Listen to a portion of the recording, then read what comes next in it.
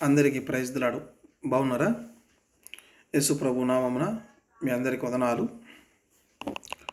ఈ దినపు దేవుని వాగ్దానం ఏమిటంటే ద్వితీయోపదేశకాండము 7వ అధ్యాయము 6వ వచనం.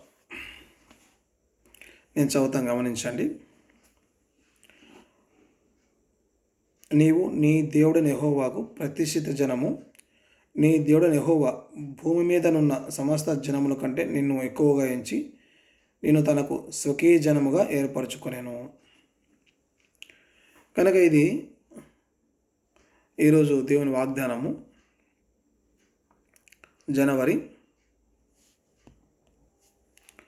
6వ తారీఖు 2026. ఈ వాగ్దానంలో ఉన్న అంశం ఏంటి అని మనం పరిశీలిస్తే, ఇక్కడ దేవుడు ఏమంటున్నాడంటే ఇశ్రాయేలు ప్రజలతో, నీవు నీ దేవుడైన యెహోవాకు ప్రతిష్ఠిత జనము. కానీ మొదటి భాగం ఏమిటంటే ఇశ్రాయేలు ప్రజలు దేవునికి ప్రతిష్ఠిత జనం. ప్రతిష్ఠ అంటే అర్థం ఏంటంటే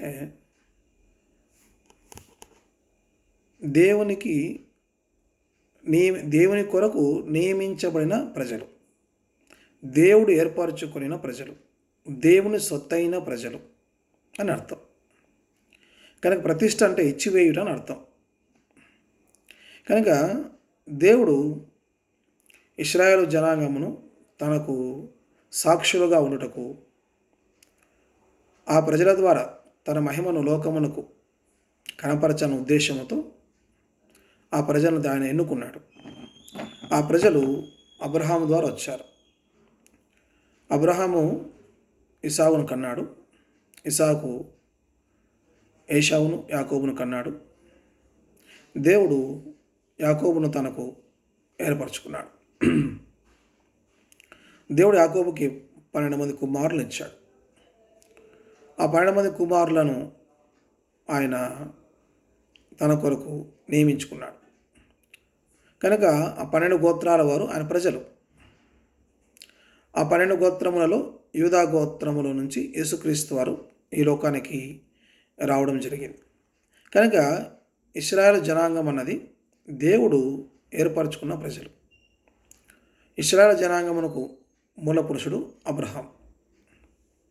అబ్రహాము, ఇస్సాకు, యాకోబు ద్వారా 12 మంది గోత్రకర్తలు. ఇది బైబిల్లో ఉన్న దేవుడు ఏర్పరిచిన క్రమం.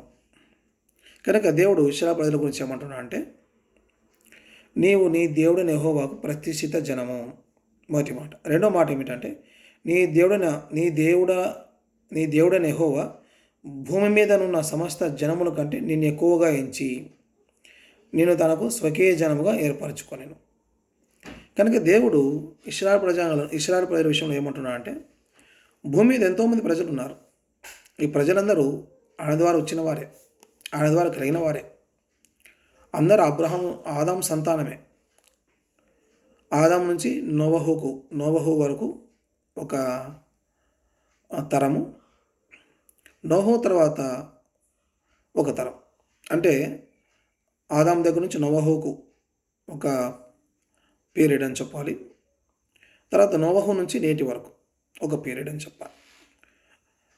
ఆదాము దగ్గర నుంచి నోవహు వరకున్న ఆ మనుషులందరినీ దేవుడు జలప్రళయమును చంపేస్తూ వచ్చాడు నోవహు కాలంలో. ఎందుకంటే ఆ ప్రజలు చాలా తీవ్రంగా చెడిపోయారు. మనం ఆదికాండం 6వ అధ్యాయం చూస్తాం. తర్వాత నోవహు నుంచి మిగతా జనాంగంతో వచ్చింది. మనమందరం నోవహు ద్వారా సంతానమే. నోవహుకి 3 కుమారులు.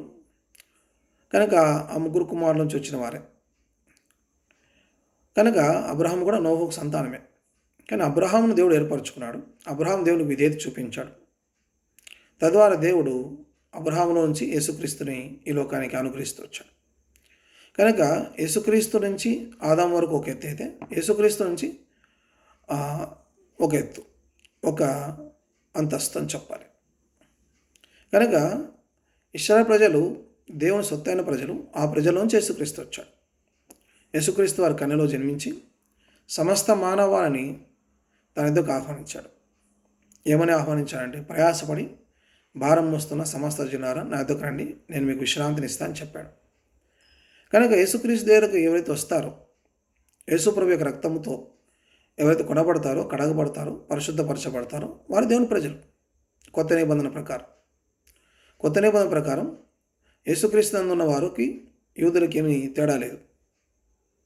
కనుక యేసుక్రీస్తు నందు ఉన్నావంటే చాలు, నువ్వు దేవుని కుమారుడు, దేవుని కుమార్తె. కనుక యేసుక్రీస్తు నందున్న వారందరూ దేవుని సొత్తైన ప్రజలు. అందుకే కొత్త నిబంధన చూస్తాం. ప్రకటన గ్రంథం 1వ అధ్యాయంలో 6వ వచనం చూస్తాం. నీవు నీ రక్తం ఇచ్చి అని అక్కడ యేసుక్రీస్తు వారి గురించి సంబోధిస్తూ వచ్చాడు పరిశుద్ధాత్ముడు. అంటే జరిగిన సంఘటన రాస్తూ వచ్చాడు. కనుక యేసుప్రభువు తన రక్తం ఇచ్చి మనుషులను కొంటూ వచ్చాడు, కడుగుతూ వచ్చాడు, పవిత్రపరుస్తూ వచ్చాడు, వారిని తండ్రితో సమాధానపరుస్తూ వచ్చాడు, తండ్రితో వారిని ఐక్యం చేస్తూ వచ్చాడు. కనుక యేసుక్రీస్తు నందు ఎవరైతే ఉన్నారో వారందరూ నేడు దేవుని సొత్తైన ప్రజలు. కనుక యేసుక్రీస్తు నందు ఉంటే చాలు, నువ్వు ధన్యుడు. యేసుక్రీస్తు రక్తం చేత నువ్వు కడగబడితే, ఆయన ఆత్మను పొంది ఉంటే నువ్వు ధన్యుడు. నీ పేరు పరలోకమందున్న జీవగ్రంథమందు రాయబడింది, గొర్రెపిల్ల యొక్క జీవగ్రంథమందు రాయబడింది, నువ్వు ధన్యుడు. కనుక నేడు యేసుక్రీస్తునందు ఉన్న వారందరూ దేవునికి ప్రతిష్ఠిత జనం. తండ్రి దేవుడు తన కుమారుడు మనందరిని ఆహ్వానించాడు. తండ్రి దేవుడు తన కుమారుడైన యేసుక్రీస్తు ద్వారా మనందరినీ కుమారులుగా, కుమార్తెలుగా స్వీకరించాడు. మనకు పరలోకం అనుగ్రహించాడు, మన పాపంలో క్షమించాడు, మనకు నిత్యజీవం ఇచ్చాడు, పరిశుద్ధాత్మనిచ్చాడు. తన కుమారుడైన యేసుక్రీస్తు పేరట ఉన్న గ్రంథం అది గొర్రెపిల్లకి జీవగ్రంథం. ప్రకటన గ్రంథం 21వ అధ్యాయంలో ఆ సంగతి మనం చూస్తాం. చివరి వచనాలు గొర్రెపిల్లకి జీవగ్రంథమందు వ్రాయబడిన వారే అనే పదం మనకు కనపడుతుంది. కనుక ఆ గ్రంథమందు, గొర్రెపిల్లకి జీవగ్రంథమందు రాయబడిన వారందరూ నేడు దేవునికి ప్రతిష్ఠిత జనం. కనుక ప్రియులారా, నువ్వు దేవుని సొత్తు అయి ఉన్నావా? యేసుప్రభు రక్తం చేత కొనబడ్డావా? కడగబడ్డావా? యేసుప్రభు ద్వారా పరిశుద్ధాత్మను పొందావా? నువ్వు ధన్యుడు. ఈ వాగ్దానం నీకు కూడా చెందినదే. ఈ వాగ్దానము నీ సొత్తు, నా సొత్తు, మన సొత్తు ఇది. కనుక ఈ వాగ్దానం ద్వారా మనము ఏం పొందుతామంటే దేవుణ్ణి తండ్రిగా పిలవడానికి హక్కును పొందాం, దేవుణ్ణి తండ్రిగా అడుగుటకు హక్కును పొందాం యేసుక్రీస్తునందు. కనుక యేసుక్రీస్తునందున్న వారితో ధన్యులు. క్రీస్తు యేసునందున్న వారికి ఏ శిక్షా విధి లేదని రోమా 8:1 చూస్తాం. కనుక ఈ వాగ్దానము కేవలము ఇశ్రాయేలు జనాంగం కొరకు మాత్రమే కాదు, నేడు యేసుక్రీస్తునందున్న వారందరికీ ఈ వాగ్దానం చెందుతుంది. కనుక యేసుక్రీస్తు నువ్వు ఉంటే ధన్యుడవు. ఈ లోకంలో నువ్వు గొప్పవాడు. ఎందుకంటే ఆయన నిన్ను తనకు స్వకీయ జనంగా ఎంచుకున్నాడు, స్వీకరించాడు. నిన్ను తన కుమారునిగా అంగీకరించాడు, కుమార్తెగా అంగీకరించాడు. నిన్ను తన పాత్రగా, తనకు సాక్షిగా ఈ భూమి మీద వాడుకొని కోరుకుంటున్నాడు. కనుక నువ్వు కూడా ఈ వాగ్దానమును గట్టిగా చేపట్టు. దేవుని అడుగు, ప్రభువా నీ కుమారుడును నీ కుమార్తెను కనుక నన్ను నీ మహిమ కొరకు వాడుకోనని కోరితే ఆయన నేను వాడుకుంటాడు. నీ ద్వారా తన మహిమ పొందుతాడు. నీ ద్వారా నీ ద్వారా తను తాను లోకానికి కనపరుచుకుంటాడు. కనుక మనమందరం యేసుక్రీస్తు ఉన్న వారందరం దేవుని సొత్తు అయిన ప్రతిష్ఠితమైన జనాంగం. ఈ ధన్యత మనకు యేసుక్రీస్తు లభించింది. మనం ఎంతో దేవునికి స్తోత్రం. ప్రార్థన చేసుకుందాం. తండ్రి, నీ కొందనములు ద్వితీయోపదేశకాండం 7వ అధ్యాయం 6వ వచనం వందనం చెల్లిస్తున్నాం, ఆరాధిస్తున్నాం. ఆ వాగ్దానాన్ని మీ కుమారుడు యేసుక్రీస్తు మేము దాన్ని పొందాము, ధన్యులము.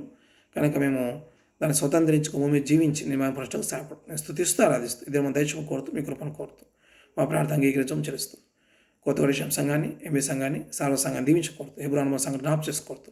ఇది మందు కృప నడిపించకూడదు. యేసు ప్రభు నామమున ప్రార్థించి స్తుతించి పెడుచున్నాం తండ్రి. ఆమేన్. అందరికి ఉందండి. Praise the lord. ఈ ఛానల్ని అనేకులకి షేర్ చేయండి, సబ్స్క్రైబ్ చేసుకోండి, ప్రార్థన చేయండి, మా కొరకు ప్రార్థించండి, మీ వంతుగా సహకరించండి. Praise the lord. Thank you.